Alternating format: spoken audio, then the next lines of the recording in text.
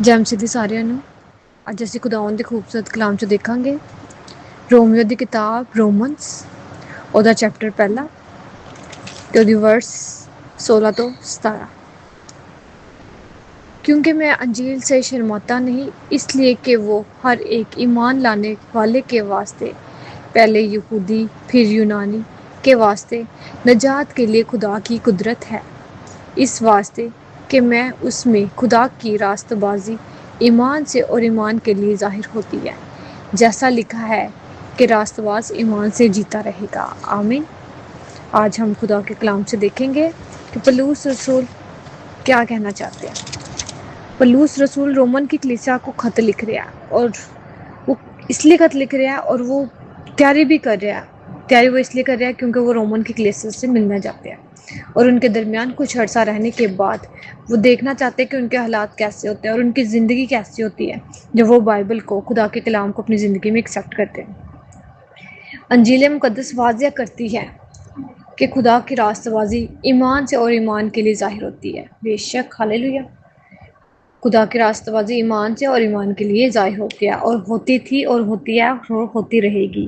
ज़रूर है कि सब लोगों का खुदा के साथ रिश्ता बहाल किया जाए। पौलुस रसूल इस खत में और इस वर्स में यही बता रहे हैं कि मैं अंजील से शर्माता नहीं, और वो रोमन की कलीसिया को खत लिख रहे हैं और तैयारी कर रहे हैं कि उनसे मिलने की, और वो यही कह रहे हैं कि मैं अंजील से शर्माता नहीं। और अंजील से शर्माने का मतलब ये है कि वो कहते हैं कि मैं बड़ी दलेरी से और बड़ी हिम्मत से अंजील की बशारत को फैला रहा हूँ, अंजील की खुशखबरी को फैलाता जा रहा हूँ।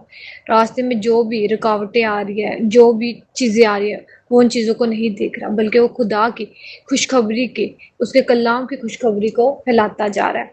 खुदा की नजात बख्श कुदरत में अंजील से शर्माता नहीं। पौलुस रसूल उस वक्त की दुनिया के सबसे बड़े शहर रोम में अंजील सुनाने से नहीं डरते। बिल्कुल, ये रोमी जो शहर है, मुल्क रोमियो का, ये बहुत बड़ा है और इनकी हुकूमत है, और पौलुस रसूल इनके पास कलाम सुनाने से डरते नहीं है। हालांकि अंजील को उस वक्त कमज़ोरी या हमाकत समझा जाता था। लोग अंजील को कुछ समझते नहीं थे, ना ही मसीह को कुछ समझते थे और ना ही अंजील को कुछ समझते थे। नजात के लिए खुदा की कुदरत, अंजील सिर्फ एक कहानी नहीं बल्कि खुदा की जिंदा कुदरत है जो इंसानों की ज़िंदगी को बदलती है। हालेलुया। अंजील खुदा की तरफ से लोगों के लिए एक नेमत है, बरकत है, जो इंसानों की ज़िंदगी को बदलती है। ज़रूर है कि सब लोगों का खुदा के साथ रिश्ता बहाल किया जाए, ख्वाह वो यहूदी हो, ख्वाह वो गैर कौम हो, क्योंकि सब यकसा तौर पर गुनाह के कब्जा में है। पौलुस रसूल भी यही कह रहे हैं कि सब लोग गुनाह के कब्जा में है, लेकिन अंजील जो है वो खुदा से एक रिश्ता बहाल करती है। जो गुनाह की वजह से जो सज़ा उन पे आ गई, मौत उनको थी, इस वजह से उनके दरमियान खुदा के और उनके दरमियान जो जुदाई आ गया, वो इस कह रहे हैं कि अंजील है, खुदा का कलाम है जो इस जुदाई को दूर कर सकता है। हर एक ईमान लाने वाले के वास्ते निजात सिर्फ मखसूस लोगों के लिए नहीं, बल्कि हर उस शख्स के लिए है जो यीशु मसीह पर ईमान लाता है।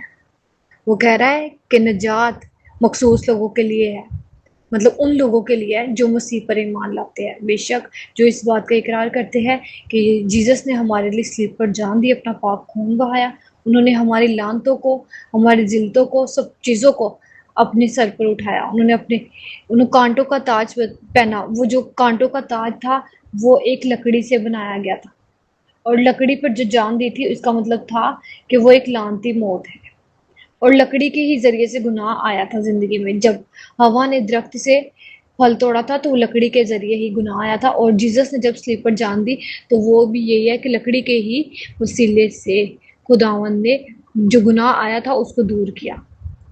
हालेलुया। जो यीशु मसीह पर ईमान लाता है, चाहे वो यहूदी हो या गैर कौम, यहूदी यूनानी, खुदा की रास्तबाजी और ईमान, खुदा की रास्तबाजी जाहिर होती है। खुदा की रास्तबाजी जाहिर होती है जब इंसान खुदा के साथ अपना रिश्ता, अपना तल्लुक बहाल करता है बाइबल के ज़रिए से, खुदा के कलाम के ज़रिए से। आज पौलुस रसूल वही कह रहे हैं कि मैं अंजील से नहीं शर्माता, बल्कि मैं खुदा के कलाम को फैलाता जा रहा हूँ। अगर देखा जाए तो वो पौलुस रसूल सबसे छोटा है, छोटा रसूल है। वो अपने आप को रसूल भी कहने के काबिल नहीं समझता, लेकिन वो छोटा रसूल है, और वो कहता है मैंने मेहनत बहुत ज़्यादा की है, क्योंकि उसके सबसे ज़्यादा खत है बाइबल نیو ٹیسٹمنٹ میں سب سے زیادہ اگر دیکھا جائے تو پولس رسول نے ہی کام کیا ہے۔ انجیل کے ذریعے سے یہ معلوم ہوتا ہے کہ خدا انسان کو اپنے سامنے راست بازی صحیح کیسے ٹھہراتا ہے، راست بازی کیسے اسے ٹھہراتا ہے۔ جب انسان گناہوں کا اقرار کرتا ہے اور وہ اپنے گناہوں کو ترک کر دیتا ہے تو پھر خدا اسے اپنا فرزند اسے راست باز ہونے کا ٹھہراتا ہے کہ وہ راست باز ہے، میرا بندہ فرزند ہے۔ مطلب فرزند کے بعد ہم خدا کے بیٹے یا بیٹیاں بننے کا حق پاتے ہیں۔ یہ انسان کے لیے اپنے اچھے کاموں سے نہیں بلکہ خدا کے فضل سے ملتا ہے۔ انسان کو راست بازی خدا کے فضل سے ملتی ہے، اس کے اپنے اچھے کاموں سے نہیں۔ انسان دنیا میں جتنے مرضی اچھے کام کرتا رہے لیکن جب تک وہ یسوع پر ایمان نہیں رکھتا اور جیسس کو اپنا نجات دہندہ نہیں قبول کرتا تک تو وہ راست باز بھی نہیں ٹھہر سکتا اور نہ ہی نجات پا سکتا ہے۔ ایمان سے اور ایمان کے لیے نجات شروع سے آخر تک صرف ایمان پر ٹکی ہوئی ہے۔ نجات شروع سے لے کر اب تک ایمان پر ٹکی ہوئی ہے، اور وہ ایمان یہی ہے کہ ہم نے ایکسیپٹ کرنا ہے کہ جیسس نے ہمارے لیے سلیب پر جان دی اور ہم اس پر ایمان رکھتے ہیں کہ وہ ہمارا نجات دہندہ ہے۔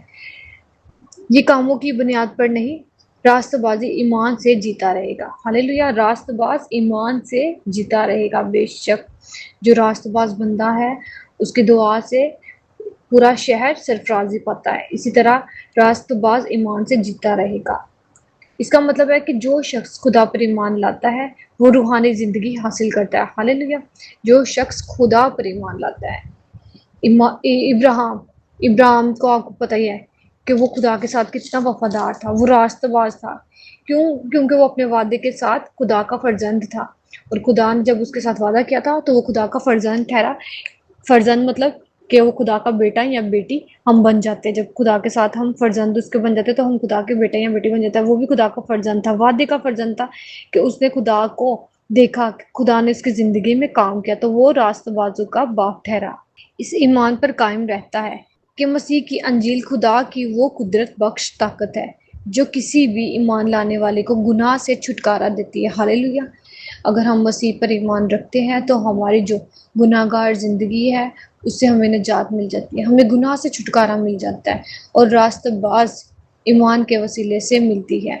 سب کو پتا ہے کہ راست بازی ایمان کے وسیلے سے ملتی ہے۔ اگر ہم میں فیتھ ہوگا، اگر ہم میں ایمان ہوگا، فیتھ کین موو ماؤنٹین، ہمیں پتا ہے کہ ایمان پہاڑوں کو بھی ہٹا سکتا ہے، جو ہماری بیماری ان کو بھی ہٹا سکتا ہے، ان کو بھی ہماری زندگیوں سے دور کر سکتا ہے۔ پولس رسول اسی ایمان کے وسیلے سے آج، اسی ایمان کے ذریعے سے وہ آج رومیو کی کلیسیا کو یہی کہنے کی بات بتا رہے ہیں کہ راست باز ایمان سے جیتا رہے گا۔ اگر راست باز کے پاس ایمان ہوگا تو وہ کچھ بھی کر سکتا ہے، وہ کسی بھی چیز سے ڈرے گا نہیں بلکہ ہمیشہ کلام کو اور دلیری سے خدا ان کے کاموں کو کرتا جائے گا۔ آمین۔ ایمان کا مطلب کچھ نظر نہیں آ رہا پر خاموشی میں بھی خدا کچھ کر رہا ہے، خاموشی میں بھی خدا کام کر رہا ہے ہماری زندگیوں میں۔ جب ہم کہتے ہیں کہ کچھ بھی نظر نہیں آ رہا، پتہ نہیں خدا دعاؤں کو سن بھی رہا ہے یا نہیں ہوگی، دعاؤں کا جواب بھی نہیں آ رہا، لیکن خدا خاموشی میں بھی کام کر رہا ہے۔ اس کا مطلب ہے کہ یہ ایمان ہے۔